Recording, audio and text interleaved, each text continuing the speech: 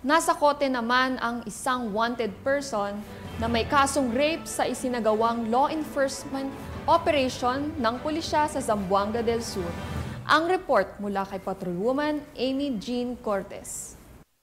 Ang isang suspect sa isinagawang law enforcement operation ng Tambulig Municipal Police Station kasama ang Zamboanga del Sur Police Intelligence Unit, ZDS, MARPSTA at Tangob CPS sa Barangay Sumalig, Tambulig, Zamboanga del Sur nito lamang ika-22 ng Hunyo taong kasalukuyan.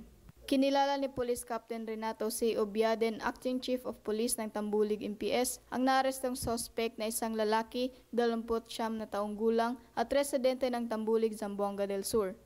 Ayon kay Police Captain Obiaden, bandang alas 10 ng umaga nang naaresto ang suspect sa Barangay Sumalig, Tambulig, Zamboanga del Sur ng mga operatiba ng Tambulig MPS sa bisa ng warrant of arrest sa kasong rape na walang inirekomendang piyansa.